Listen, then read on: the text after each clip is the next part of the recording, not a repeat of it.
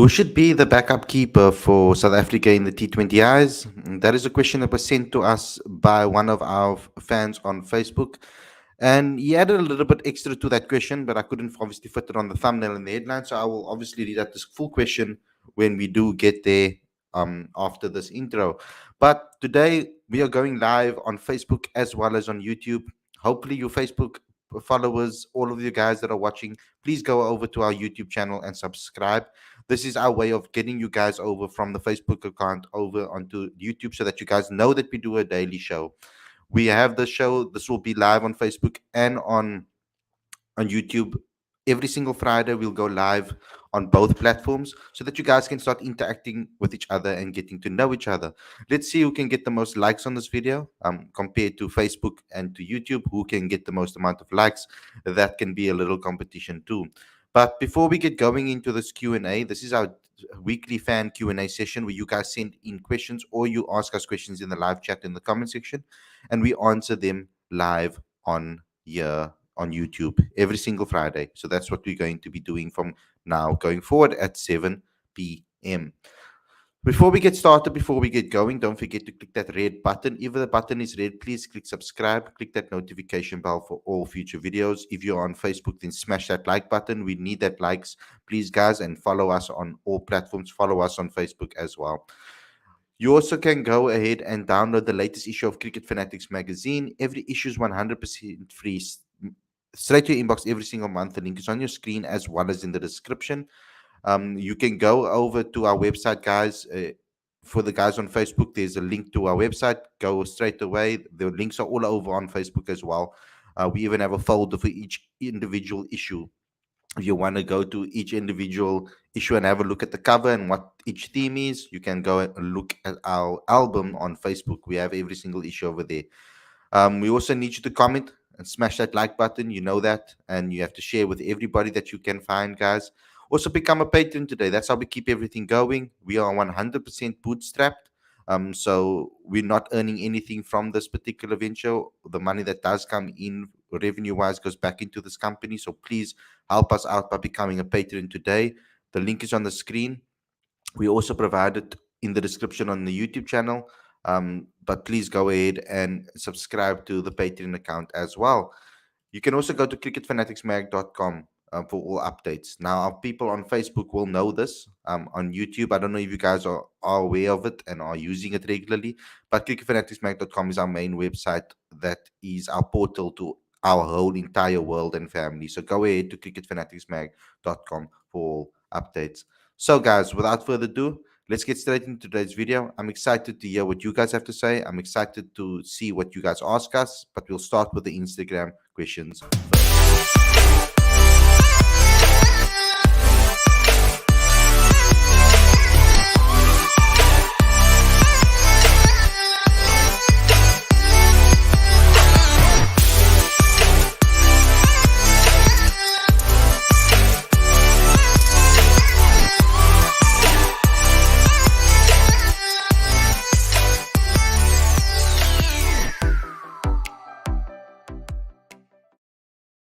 Good evening, everybody, and welcome to Cricket Fanatics Magazine. This is your daily show. I'm your host, Khalid Mahidan, and this is the show where we talk about all the major talking points in South African cricket. But this time around, will be doing our live fan Q&A session. Now, this is all about you guys. You guys get to ask us questions. I'm hoping that a lot of the Facebook guys are going to be moving over to YouTube and subscribing there too. We need you guys to follow us on that platform and to grow that channel because that's our main hub. That's where we'll get all our video content. We just thought that we'd give our Facebook fans some sort of reward for being so loyal and being the number one social media platform for Cricket Fanatics Magazine across all platforms. So we're going to be doing a Friday Q&A to you guys as well. So you can ask your questions in the live chat.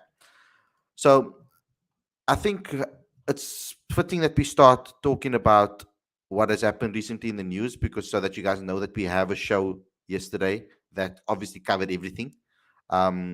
We've got a show that covered the Tristan Stubbs situation, him obviously signing with Mumbai Indians. We also spoke about the T20 competition in South Africa that's happening. We spoke about that quite in depth. We actually went through an article that was posted on ESPN Cricinfo and about the India ownership interest that is here within this T20 competition. Now, it's very exciting. It seems to be closer to the global T20 league than what the Mzansi Super League was aiming for. But it seems that everything is also in place, and what's good about it is that the broadcast is involved in getting a cut, so that obviously puts them in the driving seat when it comes to many things. So it's very good to see that South Africa is going to working towards having a viable business model that can obviously make Cricket South Africa money, as well as the broadcast and everybody involved. So you can go and look at that episode. It was yesterday's episode. Go have a look at that one. We cover quite a bit in there, some of the breaking news that was surrounding those two topics. So go ahead and do so, please. Um, yeah. So let's start off with the questions on Instagram. I'm not going to go to the main headline yet. I'm going to wait a little bit for you guys to first ask some of your questions, and then I'll head to the headline.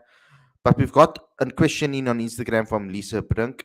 She's also a patron, so shout out to you, Lisa. Any specific coaches you'd like to see at the new T20 tournament?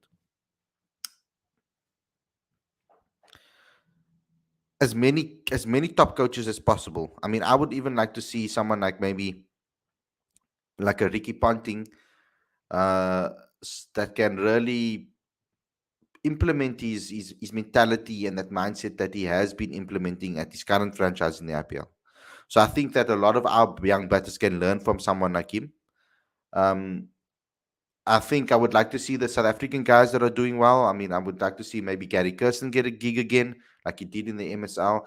I think when it came to the coaching side of things, the MSL did quite well to get the balance right between guys that are maybe well known internationally and then guys that are well known um, locally as well. So I think that balance was nice, and I would like to see a similar balance um, going forward. So Aditya's with us right now. He's going to be joining us on his mobile, so don't judge him. It's perfectly clear, so I'm not really worried about that. How are you doing, Aditya? How's everything going this Friday? Yeah, it's going well, eh? The weekend has begun. Yeah, awesome. So let's get straight into it. The first question that we got is, which specific coaches would we like to see in the new T20 tournament in South Africa? And I've mentioned maybe Ricky Ponting. I've mentioned maybe some local coaches like Gary Kirsten getting another gig. Um, but I would like to stay true to the coaches that are currently within the setup locally as well. I would like to see some of the top South African coaches being favored for positions. What is your thoughts on this one?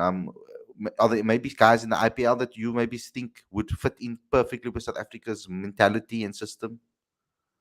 Yeah, the IPL coaching apparatus has a lot of South African presence, right?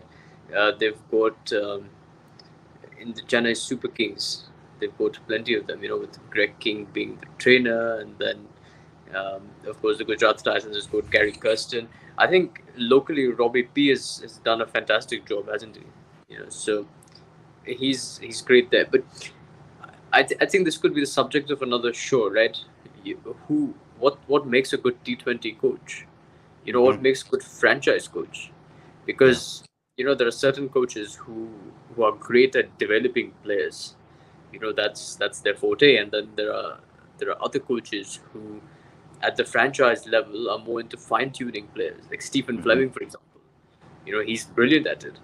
So that's a great conversation to have. But ultimately, the criteria should probably be this, as to whether one revels in developing players and ensuring that they maximize their potential, or whether they're okay with fine tuning players and ensuring that the team performs to potential.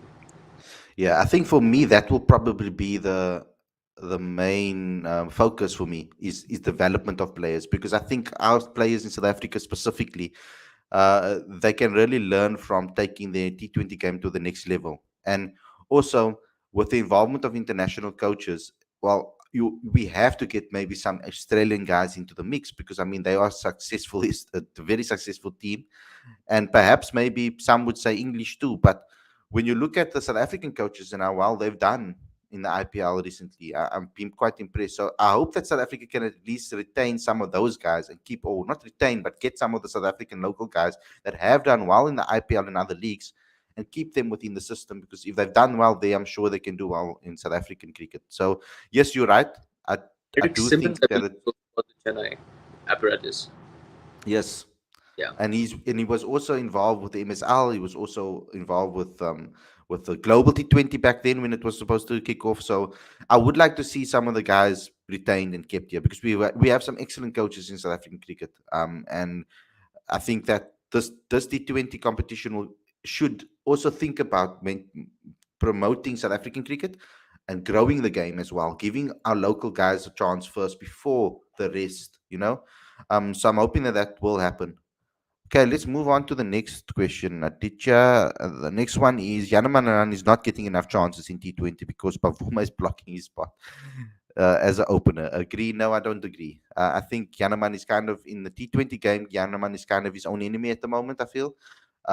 He gets far more exposed in the T20 game than he does in the white ball arena or the 4-day arena, because he has a lot more spin comes to play a lot more in the T20 game, and he would have faced it a lot more in the T20 game than he has in the 1-day internationals.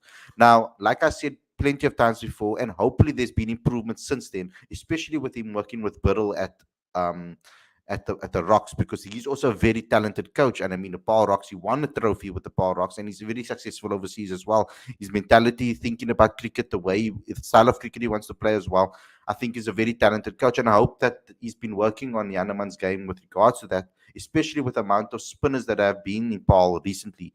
Yanaman will have plenty of people to practice with against in the middle and again in the nets. Now, yes, that's not everything. You need to apply it in a match. And recently, in recent times, Yanaman looks like he's found a way to survive against spin rather than a way to cope with it and attack and turn it on the bowler. Now, that's fine for now when he is still finding his game and trying to get himself into the team. But his T20 game isn't as fine tuned, I would say, as his 50 over game is currently. I think he's feeling a lot more confident in his 50 over game. Also, he has a lot more time to be able to see dot balls. Whereas in T20 cricket, as an opening batter, they spoke about it in today's IPL game as well in in depth, because particularly with the Gujarat Titans, they haven't necessarily started off very well in general in this IPL so far. But today, getting an opening stand the way they have, they're looking like they are going towards a victory. And when you looked at their previous strike rates in previous games that leading up to this, it was about 130. So it shows that the teams that have a good start and a good opening partnership of versatile batters that can adapt their game, those are the ones that generally win T20 games. So we need that from our openers. Now, but whether Bavuma is keeping him out of a place, um, I wouldn't say that's directly true, because Bavuma kind of seems to be a floater within the T20 side. He doesn't necessarily have a position, I think, that he's nailed down as he's in the T20 side, which I think is strange in a T20 setup, especially when you have your captain, because your captain should normally be the first name on the team sheet if he's a batter specifically. So what's your thoughts on that Yanaman Malan's T20 game? I mean, it shows that even though that the IPL haven't picked him up either, it shows that maybe there is a little bit of an issue that maybe some that others are also picking up in his T20 game, because I mean he has shown enough. He has played enough T20 cricket for the rest of the world to know him, especially guys in the IPL. Look, I think the South African T20 batting lineup is quite settled. So unless there's an injury or serious lack of form, I don't see that changing too much. And certainly not in the top three, because I think ultimately, if Yaneman has improved against spin, but we have to examine his strike rates against spin, Mm. and for him to be an effective T20 player with the national team, he's got to bat in the power play, because technically that's the only part of the game where he'd be able to dominate, right? And then yeah, so I think there have to be an injury or loss of form for Yaneman to come in. And look, let's be fair, everyone in the T20 batting lineup for South Africa, they've they've earned their spot and they've put in the performances. So we can't really fault them there. Whether it's Quinny, Temba, Rassie, Aiden, David Miller. they've all done well. So Mm. we can't really say that it needs a radical change. Yeah, I mean, I think our top five, when it comes to our top five and backups for our top five, I think we kind of have that covered. We've got like a contracted player in Reza Hendricks that can bat anywhere 1 to 4. We've got Heinrich Klaassen that has done decently well in both T20s and one days and 4-day cricket in domestic cricket. Really went back to domestic cricket and done well all across all formats. Also in against Zimbabwe as well, doing well. So he's another floater that can kind of bat between the, you could say, 4 and 6 in that area. I would like to see someone maybe like Tristan Stubbs get a promotion into the T20 squad. I think he's the perfect number 6 currently that we have. Um, we've got the likes of Yanaman Malan that can open the batting. I mean, I would have also liked to maybe in T20 cricket try him in a different position, because I feel that where he's not so much bogged down by having to keep his wicket, where he can go and express himself freely. He doesn't have to think about it too much. We've got Aiden Markram that makes the starting lineup based on his form, but he's also considered as someone that can float around between 1 and 5. So it's interesting, but that one position, that sixth position, is the tricky one. That's the one that we're looking for, and it's possibly the one that most people are saying there's not a lot of depth there. So maybe that's where we should be focusing our time on, rather than thinking about the top of the order. I don't think we have to worry about that top five. I think we have enough players in that top five that can. We need to find the right balance of players that suit each other perfectly. Let's get into the live chat and read what some people have to say. Now, the main topic is who should be backup keeper. Now, I see people throwing Tristan Stubbs into the mix, and I wouldn't consider him as the one that stands ahead of the rest when it comes to keeping. As a batter, he's the best, probably number 6 currently on form. So I wouldn't mind that. But the way the question was asked by Damien 2 and 2 is, who would you think will be backup wicketkeeper in the T20s? He says between Kyle Klaassen or Rickleton. That was the question. So I'm going to be answering that question. I see a lot of people saying Tristan Stubbs in the comment section, like I said before. But me personally, between the three of them, I think the backup should be Ryan Rickleton, um, because I feel that in T20 cricket, Ryan Rickleton has the ability to be able to really push and be attacking. Is more of a batter that we need currently in the setup than a Kyle Verreynne, I feel, in a T20 game. Kyle, I think if Rassi was out in and out of the team and out of form, then I would maybe push for someone like Kyle Moore, because I think he plays a similar type of role to what a Rasik does do in domestic cricket, and in T20 cricket, generally speaking, takes his time, gets in, and then smacks up. Then we'll find the gaps.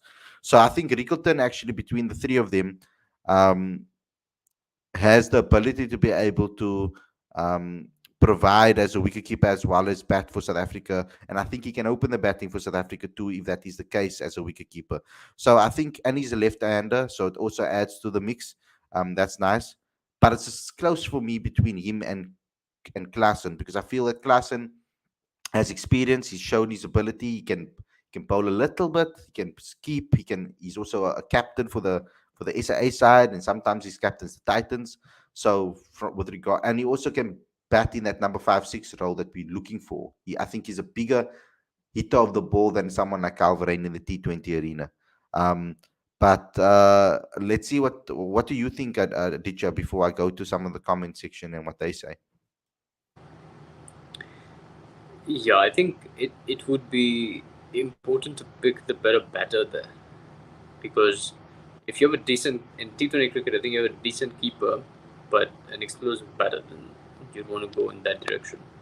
Mhm. So I think Heinrich Klaassen in good form would be, but then also experienced, captaincy experience there. So I think that helps, and I think can play the finishers role. So you sort of share that load with David Miller. You see, and I think when they talk about the backup keeper, I don't necessarily think they are saying that the player should start necessarily. Having him as backup in the squad is important. Now, we may not need to have a keeper as a backup necessarily, if you have a batter that can do multiple roles. So having a player that can do multiple roles helps to in that setup because you cover more than one position. So yeah, between those three, I would go with. I said I'm a big fan of Kyle, but I think in this T20 game, for what is needed for the modern day, we can't be sitting with strike rates of 120 right through till number six. That's not, and then only have one player that can strike the ball above 150. So I want them to find players that can hit that ball, and that's why I'm calling for someone like Tristan Stubbs to get brought in as a backup for someone like David Miller, because I think he's almost the perfect replacement for David Miller. Let's see what some of you guys have to say. If there's anybody that said anything about this. Bibik saying Rickleton is the guy. Um, Vishal saying it has to be Klassen. Varane is not T20 material. I wouldn't say as far as not T20 material.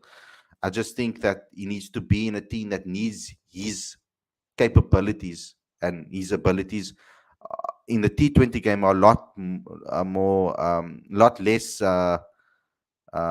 varied than it is in the other formats. I think the other formats actually suit him more. The longer formats suit him more. Me personally, I don't go against his T20 ability. I've seen he put on some excellent T20 performance, particularly in the Mzansi Super League. I've seen him do it.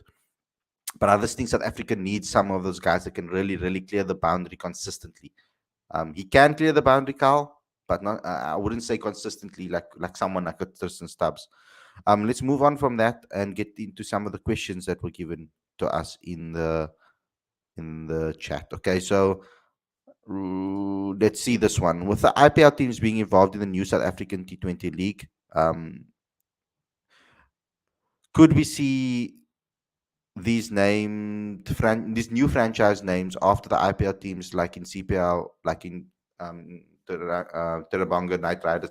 I get that some people are saying that they might go with the same names, and I see that happening. Possibly if they dependable on what they're going to be calling the league, I think. So if they call the league something South African orientated, I think they might just go with more South African type of names. But if it is more of a international branded name, like for example, between Mzansi Super League and Global, the Mzansi Super League went with names that suited South Africa. Um, Whereas in the Global, it was more noticeable worldwide from certain names that were used, like the Kings, like the Knight Riders, because of the ownership. My concern about those things are what happens, for example, Aditya, if Pitizinta has the Kings in Stellenbosch, say, for example, and then next season she decides, she doesn't want to be involved anymore. That name has to change completely again, doesn't it? Like, I mean, she can't just sign off the rights to the Kings for someone else to use it. She would like to obviously sign for club or for franchise for a couple of years. But what if they decide to pull out? Then the name changes. So I would rather want to be more of a name that suits the region or suits the country, so that it can remain the name for a long period of time. But what's your thoughts on that? Do you think keeping the name is a good idea for? It definitely would be a good idea for the franchise owners to franchise their brand.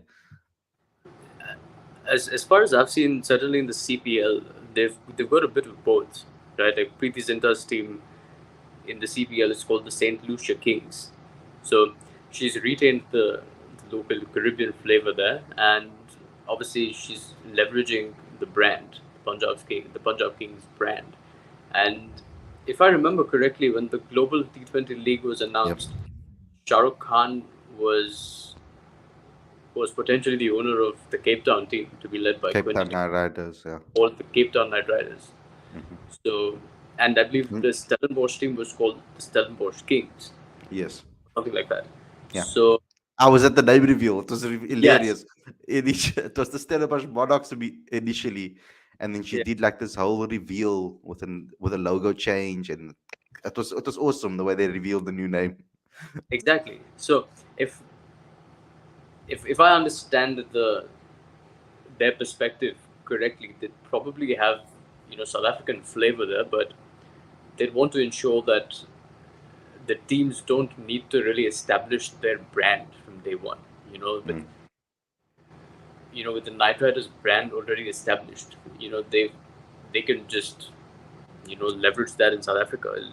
It'll work well from a business point of view as well, and from a fan engagement point of view as well. And so, can you imagine like the Johannesburg Super Kings, for example? That's fascinating. JSK. JSK.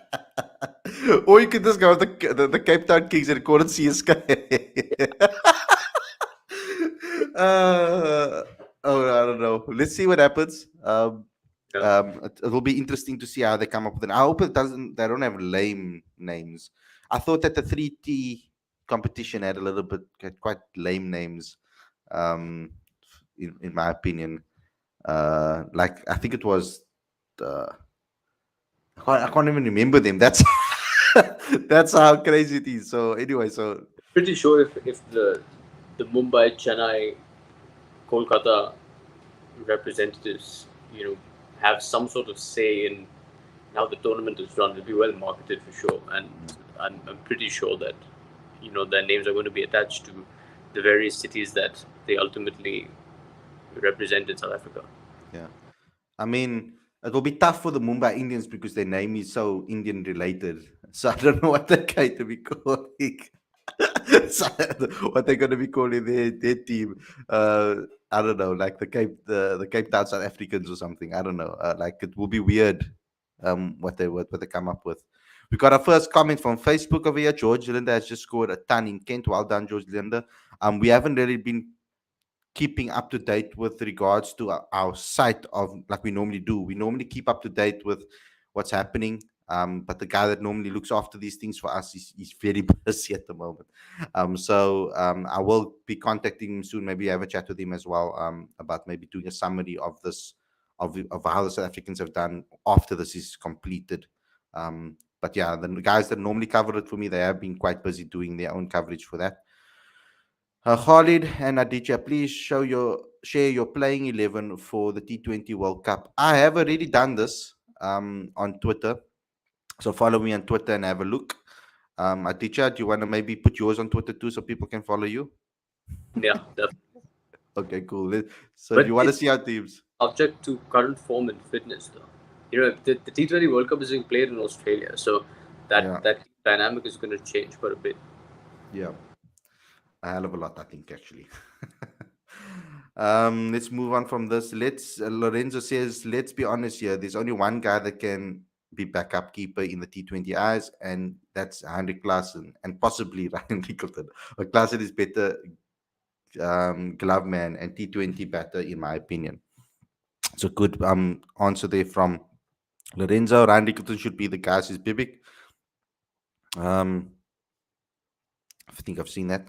But Khalid Rickleton will be the more conservative selection in T20Is, whereas Klaasen is way more explosive, and that's what we need currently. Not this conservative rotating the strike approach. I don't think that, in my opinion, Ryan Rickleton isn't that type of player in T20Is.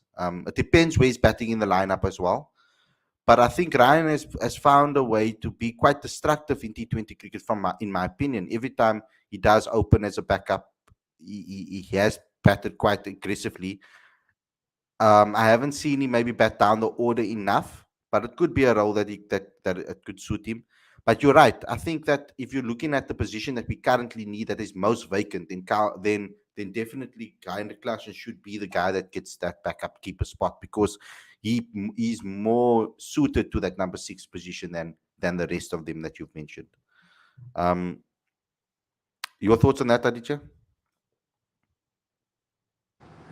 Yeah, I don't know if Rickleton is would be the conservative selection. I do think he has an attacking side to his game, and certainly with time that'll get better. He's got a natural talent like that. And with time he will get better, no doubt.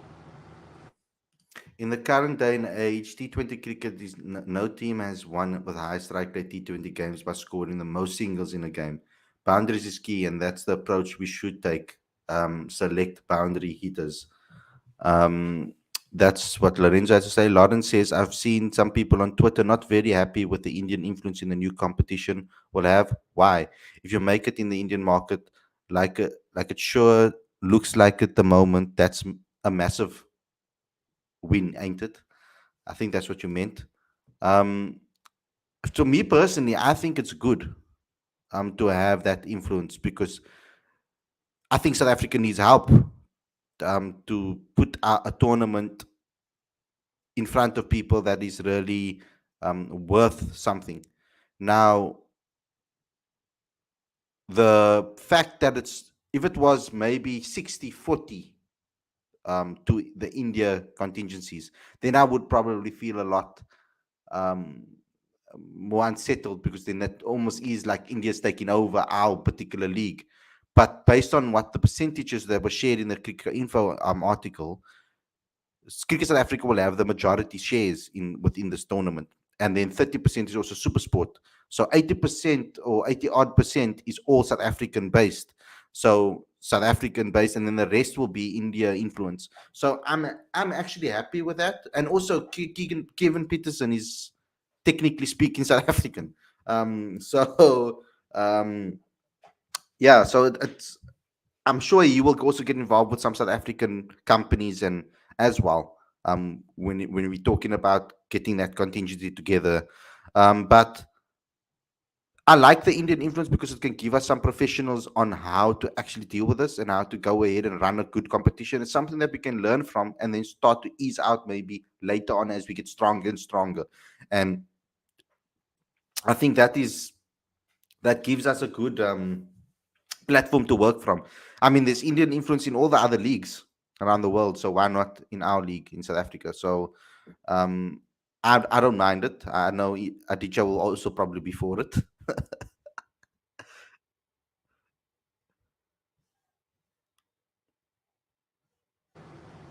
Yeah, I think South Africa needs that.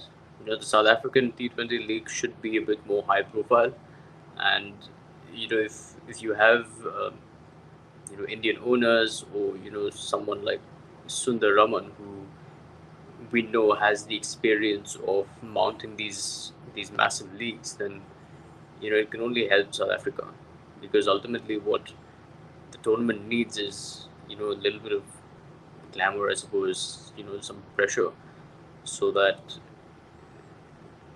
players coming through are really battle hardened by the time Mm. that they selected for South Africa. So it's I think it's only right that South Africa have proper high caliber sort of T20 league, Mm. and this is a step in the right direction for sure. Yeah.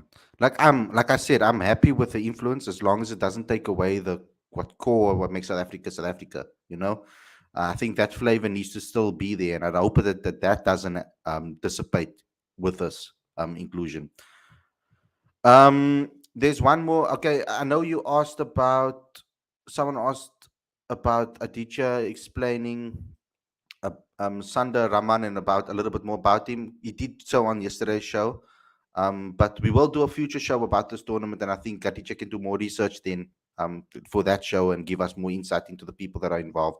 I don't think it would be good for this particular show. We did speak about it on yesterday's show as well. So you guys can go back and check what he had to say over there. Your final thoughts, Aditya? I think we covered most of it, all the questions that came in on the live chat. Um, there's one over here. Maybe we can from Lawrence. Do you guys think we'll see Indian players, brought the top guys in the tournament? I think we might see some fringe players. Personally, I would like to see some of the guys that are maybe not making the India national side, but are good enough to be able to play in the leagues. I think some of them can move over and come to South Africa. I think that would be a good boost for South African cricket because I think we'll be one of the few leagues that actually have Indian influence in the league. I know you said yesterday that it's in a difficult time, though, Aditya. Yeah, I don't know if current scheduling would permit a lot of the top 25 players to be playing in any other leagues outside of the IPL. But Okay. I think there is potential for certain players, who might have retired from a bunch of formats, for example, or who might have, um, who might, who might be far away from the Indian team selection. Personally, I think it'd be great for the league if MS Dhoni could play, because he's not playing any other cricket other than IPL, That would be amazing. and That this would is be amazing. this is a good way for him to stay in nick, throughout the year, because obviously the tournament's going to happen in the South African summer, I'd imagine, and it would be at a time Yeah. where MS Dhoni is not doing much other than chilling on his farm, so he might as well play a little bit of cricket in South Africa, Hmm. and I think it'd be great for the tournament, for the marketing. Just right now when you you look at some of the stats of the current IPL, and you look at the games that had the highest viewership, all of them involved CSK. And now that MS Dhoni has been reinstated as captain, the tournament has gone through the roof. The public has gone absolutely nuts. And just yesterday, Devo, in the game between the Chennai Super Kings and Sunrisers Hyderabad, Nicholas Puran, he was talking about Chennai support. And he said, I've never seen anything like this ever in my life. So you can imagine what MS Dhoni's presence could do for that tournament. Interesting. I mean, I would like to see like someone that's like I would like to see is Patal maybe if he doesn't get if he doesn't get into the India national side, of course, with his performances that he has been putting on recently, um, I think he would be interesting to have a fast bowler like him with his experience. I think would be interesting for South Africa. I'm talking about Ashal Patel, of course. It depends. Like for example, which India guys are available. I see someone mentioned Lawrence mentioned Gaikwad, Huda, Mandeep Singh, Raina. I think like Raina perhaps could be a possible. I think would be a good inclusion. But others, I'm not sure. I'm not so sure. What do you think about those ones? Ruturaj Gaikwad is pretty much on his way to making the Indian team, and Deepak Huda, Mandeep Singh, they're all integral parts of their domestic teams. Mm, So that's around the time when the first class season is happening, and I yeah. don't think Huda or Mandeep Singh will be there. But Suresh Raina is definitely is definitely a possibility, and he's talked about it publicly that he'd like to play in overseas leagues now that he's retired. And me personally, I would prefer guys towards the end of their career than guys that are in the peak of their career coming to South Africa, and rather giving their knowledge to the younger players. I would prefer that personally. Um, to happen. But guys, thanks a lot for tuning in. I hope you guys enjoyed this episode. Please, guys, on Facebook, go over to YouTube and subscribe. We do daily shows on YouTube. This is our chance to show you guys what we do. So I hope you guys enjoyed this episode. We do this every Friday. You will be seeing this on Facebook every single Friday too. So please join the conversation. Ask us any questions you have, and we'll try to answer it as best as possible. Don't forget to subscribe to Cricket Fanatics Magazine monthly. Every issue is 100% free, straight to your inbox every single month. The link is on the screen, and you'll find the link in the description on both on Facebook and on Instagram and on all our channel social media platforms as well. Become a Patreon today. The link is on the screen. On YouTube, it's in the description. Go ahead and become a Patreon today. This is going to help us grow, guys, and down the line, we'll be able to obviously provide you much better content going forward. So please get involved with our Patreon account. Um, cricketfanaticsmag.com is where you'll get all your daily updates besides our YouTube channel, of course. Thanks a lot, everybody, for watching. Thanks a lot, teacher, for joining the show. I hope you guys enjoyed this episode, and I'll see you guys again tomorrow on Sunday, with another podcast show. Take care and enjoy your weekend. Peace.